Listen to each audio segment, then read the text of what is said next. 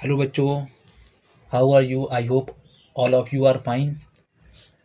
This is my YouTube channel Indian culture learner. Actually जो है मैं कुछ काम में बिज़ी था, इसलिए मैं जो हूँ आप लोगों के सामने अवेलेबल नहीं हो पाया और ना ही कोई वीडियो जो है अपलोड कर पाई।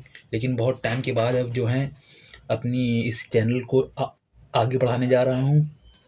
तो हम ये जो है चैप्टर एक ट्वेल्थ क्लास का एक नया चैप्टर लेके आपके सामने आए हैं। Current resistance and Ohm's law, electric resistance and Ohm law. तो इसमें जो है हम ऐसे चार्ज के बारे में स्टडी करेंगे जो मूव करते हैं। तो बेसिकली जो है ये यानी कि फिज़िक्स क्या है, इसमें हम इसके बारे में हम इलेक्ट्रॉन की उन चीज़ों के बारे में पढ़ेंगे जिसमें चार्ज जो है मूव करता है। तो ये फिज़िक्स की वो ब्रांच है जिसमें चार्ज मूव करता है और उसके मूवमेंट के कारण क्या होता है, करंट प्रोड्यूस होती है। तो इसमें simply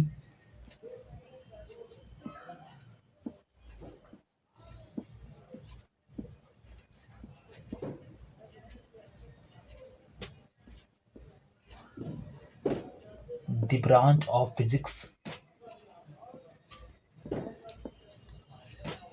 which deal with the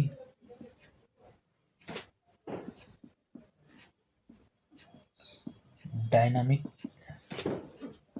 state of charge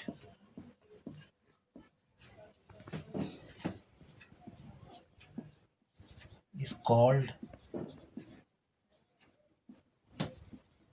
current electricity। यानी कि इसमें जो है चार्ज मूव करता रहेगा।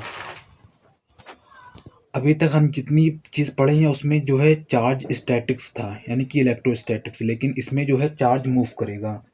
तो यानी कि फिज़िक्स की वो ब्रांच जिसमें हम डील करते हैं या जो डील करती है डायनामिक स्टेट, यानी चार्ज की डायनामिक स्टेट के साथ डील करती है, उसको हम कहते हैं करंट इलेक्ट्रिसिटी। तो अब जो है इसमें सिंपली करंट क्या होती है? करंट बेसिकली जो है फ्लो ऑफ चार्ज होती है। किसी भी कंडक्टर से एक सेकेंड में कितने नंबर ऑफ इलेक्ट्रॉन पास करते हैं। यानी कि जो हम अगर करंट की जो है डेफिनेशन दें तो कुछ इस तरीके से देंगे। करंट बेसिकली होती क्या है?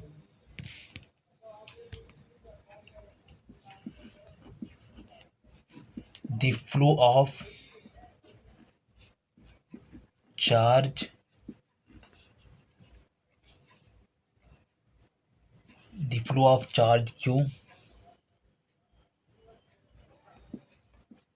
Under A potential difference under A potential difference maintained between the end of the conductor constitute a current I। सो हम जो है मैथमेटिकली करंट को डिफाइन कर सकते हैं I बराबर Q upon T. If T is equal to 1, this implies that I is equal to Q, that is the amount of charge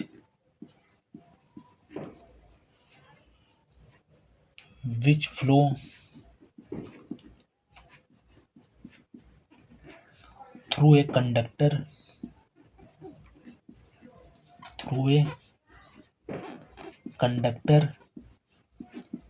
in 1 second, in 1 second is called current। Current.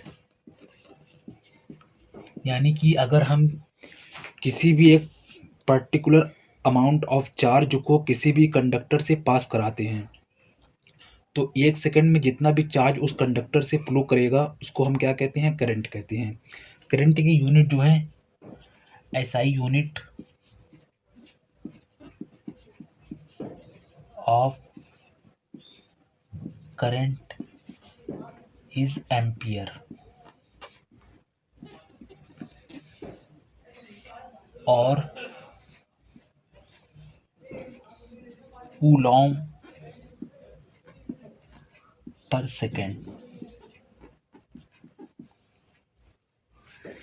अब हमको ये देखना है कि ये जो current होती है स्केलर होती है या वेक्टर होती है, यानी कि इसके अंदर मैग्नीट्यूड के साथ साथ डायरेक्शन भी होती है या फिर मैग्नीट्यूड के साथ डायरेक्शन नहीं होती है।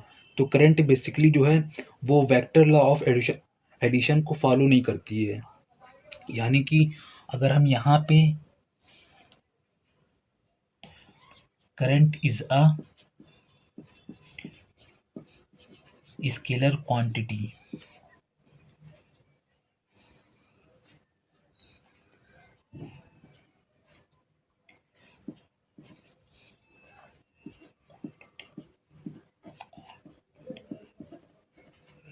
it does not follow the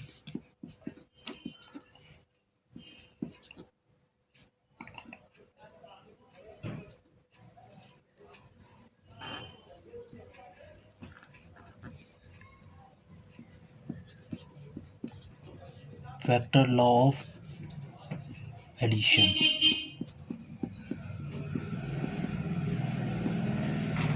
for example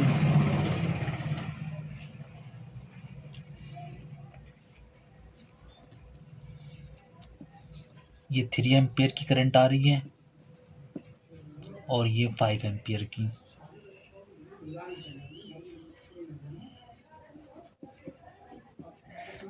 तो यहाँ पे जो है ये मिल करके 8 एम्पियर की करंट हो जाती है।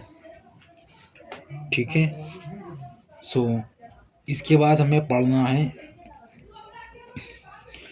कि करंट और जो है ड्रिफ्ट वेलोसिटी और करंट में क्या रिलेशन है।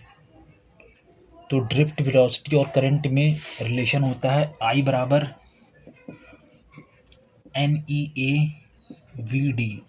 इसको हम मैथमेटिकली भी प्रूफ करेंगे, लेकिन उससे पहले हमें ये देखना है कि जो करंट होता है वो मेटल के अंदर किस तरीके से फ्लो करती है। करंट जो है मेटल के अंदर सिर्फ नेगेटिव चार्ज यानी कि सिर्फ इलेक्ट्रॉन की वजह से फ्लो करती है या फिर पॉजिटिव आयन की वजह से भी फ्लो करती है। जबकि करंट जो है वो मेटल में भी फ्लो करती है और नॉन मेटल में भी फ्लो करती है। लेकिन मेन डिफरेंस ये है कि मेटल में जो करंट फ्लो करती है वो सिर्फ इलेक्ट्रॉन के वजह से फ्लो करती है, लेकिन नॉन मेटल में इलेक्ट्रॉन की वजह से भी फ्लो करती है और साथ साथ पॉजिटिव आयन की वजह से भी फ्लो करती है। तो मेन डिफरेंस ये है। इसको हम ऐसे लिख सकते हैं, current flow in A metallic conductor only due to presence of free electron,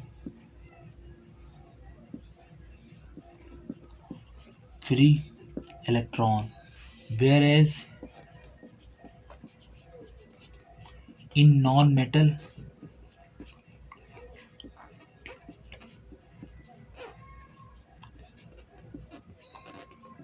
current,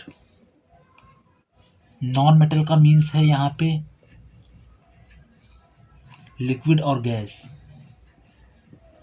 liquid और gas. Current flow due to negative charge particle negative charge particle as well as positive ion। So यहाँ पे जो current flow करती है metal में, वो सिर्फ जो है इलेक्ट्रॉन की वजह से फ्लो करती है, लेकिन जो है नॉन मेटल में यानी कि लिक्विड गैसेस में जो है वो इलेक्ट्रॉन के साथ साथ पॉजिटिव आयन की वजह से भी करंट फ्लो करती है। तो यहाँ पे अब देखो, मतलब कि मेटल के अंदर कौन कौन से आयन पॉजिटिव आयन कहलाते हैं, यानी कि जिन एटम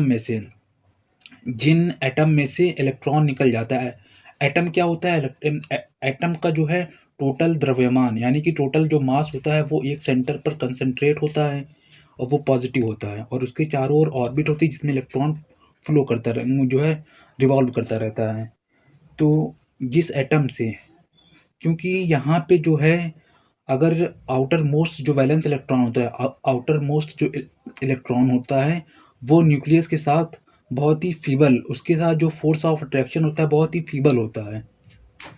लेकिन जो बहुत दूर होता है, यानी कि आउटर मोस्ट इलेक्ट्रॉन बहुत दूर होता है, तो इसके साथ फोर्स ऑफ अट्रैक्शन बहुत ही कमज़ोर होता है, तो वो आसानी से जो है एटम में से निकल जाता है। तो उस एटम के ऊपर क्या आता है? एक्स्ट्रा पॉजिटिव चार्ज आता है, तो उसको हम लोग कहते हैं पॉजिटिव आयन। तो जो इलेक्ट्रॉन मेटल के अंदर फ्री होता है वही इलेक्ट्रिकल एनर्जी को एक जगह से दूसरी जगह पे फ्लो कराता है। वही मेन जो है कैरियर होता है, करंट का मेन कैरियर। जो इलेक्ट्रॉन फ्री होता है वो क्या करता है? इलेक्ट्रिकल एनर्जी को मेटल के अंदर एक जगह से दूसरी जगह फ्लो कराता है। तो यहाँ पे अगर हम देखेंगे,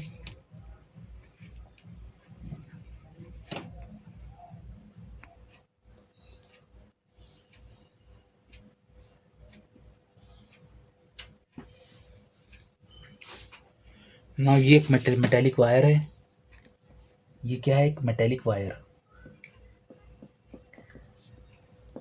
इसके अंदर जो है, मैं आपको बता दूं कि मेटल के अंदर जो है 10⁻29 एक मीटर क्यूब में, पर मीटर क्यूब, यानी कि एक मीटर क्यूब में नंबर ऑफ फ्री इलेक्ट्रॉन इतने होते हैं 10⁻29, यानी कि बहुत ज़्यादा होते हैं। तो इनकी संख्या मेटल के अंदर बहुत ज़्यादा होती है। 10⁻29 मैं ऊपर लिख दे रहा हूँ, 10⁻29 यानी एक मीटर, एक जो है मीटर क्यूब में इतने होते हैं।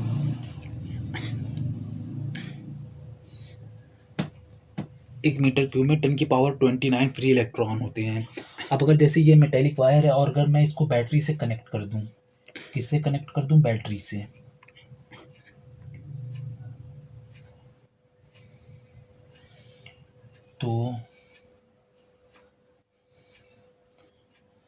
तो ये क्या करेगा? अब यहाँ से देखिए, electric field positive to negative होती है। किस डायरेक्शन में होती है? पॉजिटिव टू निगेटिव, यानी कि इलेक्ट्रिक फील्ड जो होगी वो इस डायरेक्शन में होगी, और जो मेटल के अंदर जो फ्री इलेक्ट्रॉन होंगे वो opposite to the electric field की डायरेक्शन में फ्लो करेंगे, यानी कि इलेक्ट्रिक फील्ड की अपोजिट डायरेक्शन में फ्लो करेंगे। यानी कि अगर यहाँ पे माने ये है तो ये इस साइड ऐसे फ्लो करेगा, अगर ये निगेटिव इलेक्ट्रॉन है तो ये ऐसे फ्लो करेगा। तो यहाँ पे जो है इलेक्ट्रॉन, अब यहाँ पे जो भी फ्री इलेक्ट्रॉन होता है वो जो है क्या करता है? वो जो है पॉजिटिव आयन से लगातार टकराता रहता है, कोलाइड करता रहता है, तो उससे जो है उसकी एनर्जी ख़त्म होती रहती है। लेकिन ये जो पोटेंशियल डिफरेंस है, ये पोटेंशियल डिफरेंस इसको कोई जो है एनर्जी यानी कि एक्सेलरेशन प्रोवाइड नहीं करता है, लेकिन ड्यू टू थर्मल एगिकेशन इनके अंदर जो है एक ड्रिफ्ट वेलोसिटी आती है जो कि इसके अपोजिट डायरेक्शन में होती है। अब इलेक्ट्रॉन के अंदर जो है ड्रिफ्ट वेलोसिटी आती है, ड्रिफ्ट वेलोसिटी जो है वो आती है 10⁵ मीटर पर सेकेंड। तो किन्हीं भी दो सक्सेसिव कोलिजन के बीच का जो टाइम इंटरवल होता है, यानी कि हम एवरेज टाइम इंटरवल उसको हम कह सकते हैं, तो किन्हीं भी दो सक्सेसिव कोलिजन के बीच जो एवरेज टाइम इंटरवल होता है उसको हम लोग कहते हैं रिलैक्सेशन टाइम, यानी कि the average time interval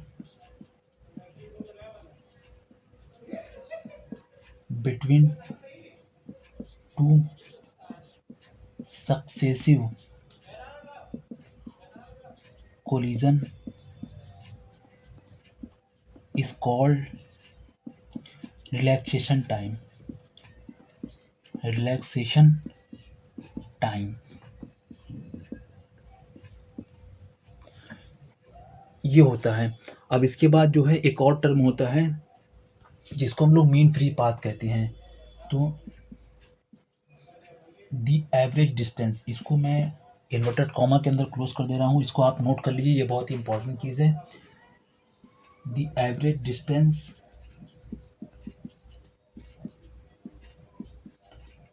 traveled by free electron between two successive collision is called mean free path। इसको हम क्या कहते हैं? मीन फ्री पाथ कहते हैं। Mean free path. अब हमने माना कि इस मेटेलिक वायर के अंदर बहुत सारे इलेक्ट्रॉन हैं। अगर हम सपोज करें कि पहला इलेक्ट्रॉन है, दूसरा इलेक्ट्रॉन है, जैसे कि इसको अगर हम इसकी नेमिंग कर दें, ये पहला इलेक्ट्रॉन है और ये दूसरा इलेक्ट्रॉन है, इसी तरह से बहुत सारे इलेक्ट्रॉन इसके अंदर होंगे। तो इनका क्या है, ये जो है इनकी स्टार्टिंग में वेलोसिटी 0 होगी, लेकिन जब हम इस मेटेलिक वायर को बैटरी से कनेक्ट कर देंगे तो इनकी जो स्पीड होगी वो 0 से बढ़ करके एक सर्टेन लिमिट तक क्या होगी, वेरी करेगी। तो यहाँ पे हमने लिखा है v1 बराबर 0 प्लस AT1। उसी तरह से किसी दूसरे इलेक्ट्रॉन के लिए v2 बराबर, क्योंकि इसकी इनिशियल वेलोसिटी क्या है, v बराबर u प्लस AT से है, जो हमने 3 क्वेश्चन ऑफ मोशन 9 क्लास में पढ़े थे, उससे मैं लिख रहा हूँ v1 बराबर, ये इसकी जो है इनिशियल स्पीड कितनी है, 0 है, 0 प्लस AT1। उसी तरह से v2 बराबर 0 प्लस AT2। यहाँ पे एक्सेलरेशन कांस्टेंट होगा। अभी उसी तरह से v3 बराबर 0 प्लस AT3। इसी तरह से नंबर ऑफ फ्री इलेक्ट्रॉन कितने होंगे इसके अंदर, n। तो हम इसको लिख सकते हैं v1 plus v2 plus v3 plus dot dot dot vn upon n।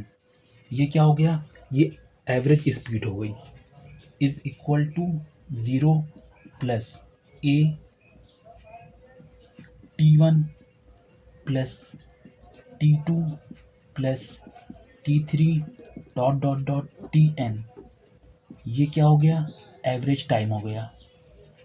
तो इससे हमको एक ये चीज़ मिली कि v ड्रिफ्ट बराबर क्या होता है, ए टाउ। ये हो गया, वेयर vd इज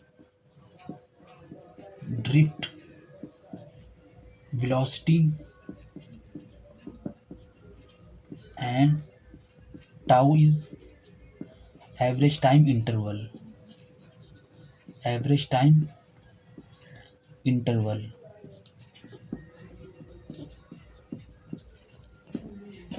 एक मिनट रुको,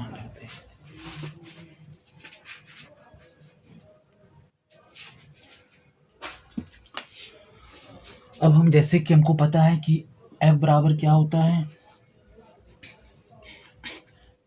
F बराबर होता है E इंटू ई, ये होता है। अब यहाँ से हम क्या लिख सकते हैं, from Newton second law, Newton second law, m into A बराबर ई। तो a बराबर क्या हो जाएगा, ई अपॉन m।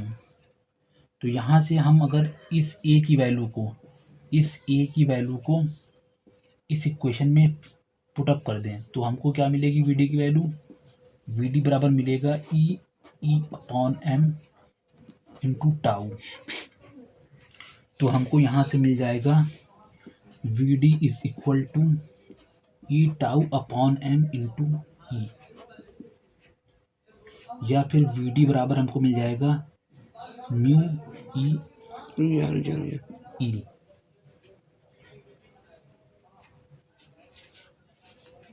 हो गया। हेलो गाइस, हाँ आप इसको जो है नोट कर लीजिए। अब मैं इसको रब करने जा रहा हूँ।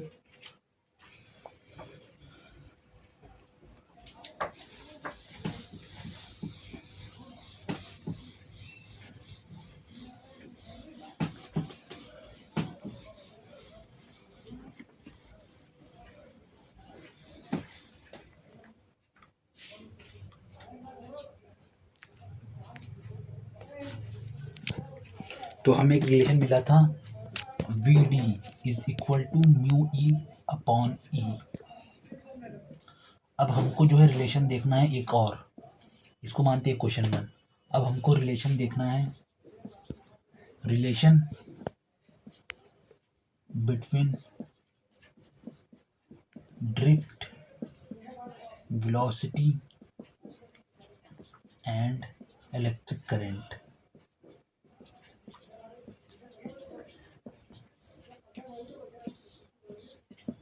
अब जैसे मेरे पास जो है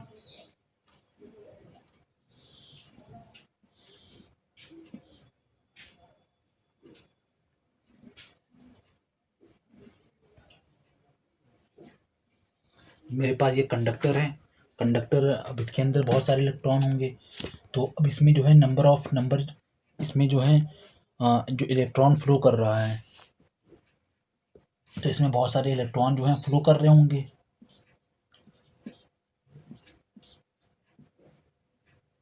ये जो है इलेक्ट्रॉन फ्लो कर रहे हैं। तो इसमें जो है हमको ये देखना है कि कितनी, एक सेकंड में, यानी कि टी टाइम में, एक सेकंड में कितनी नंबर ऑफ इलेक्ट्रॉन इस मेटेलिक सैंपल में से, इस मेटेलिक कंडक्टर में से पार होते हैं। इसके क्रॉस सेक्शनल एरिया से कितनी नंबर ऑफ इलेक्ट्रॉन एक सेकंड में पार होते हैं। तो अगर हम इसको मान लें, if there are n number of free electron inside the conductor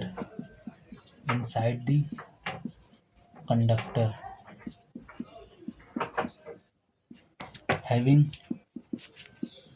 drift velocity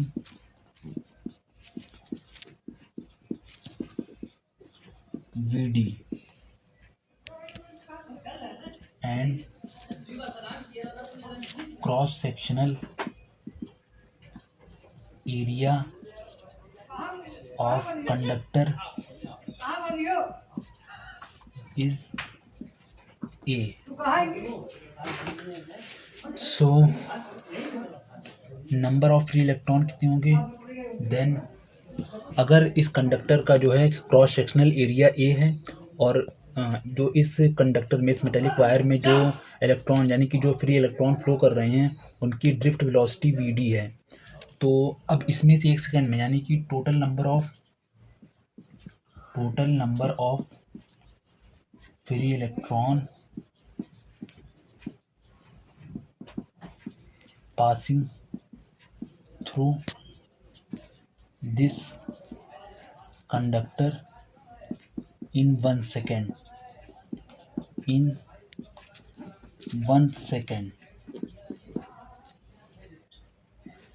n a v d, but in time t it becomes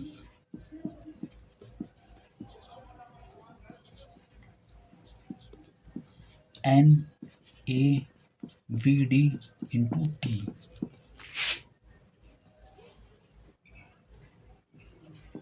In addition to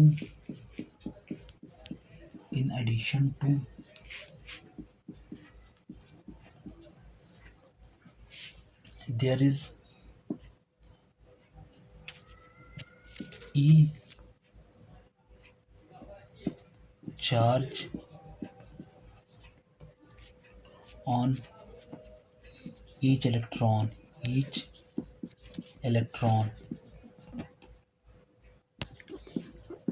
whose magnitude is 1.6 into 10⁻⁻19 coulomb. So then total number of free electron passing through a conductor having cross-sectional area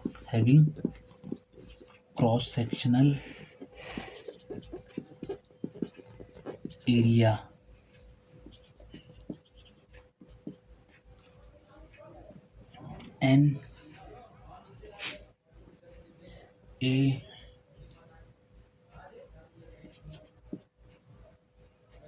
NAV D into T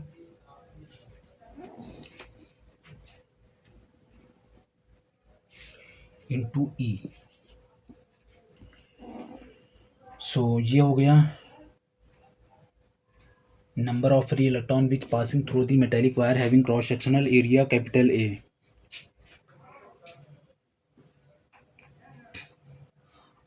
As we know that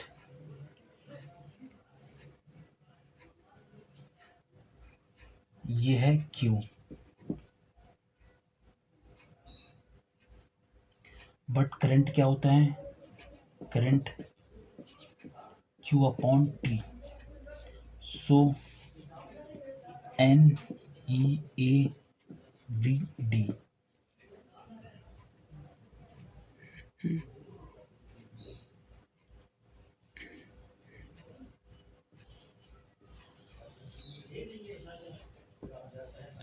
this is the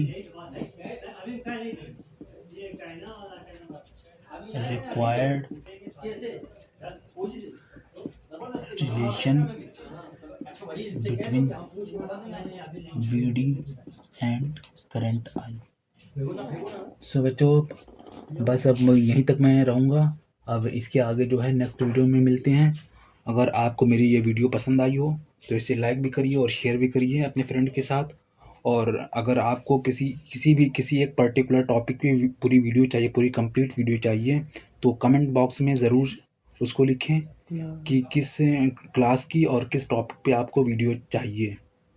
और इसको अपने friend के साथ, अपने दोस्तों के साथ इसको ज़रूर शेयर करें जितना हो सके. Thank you for watching my video. Thank you so much.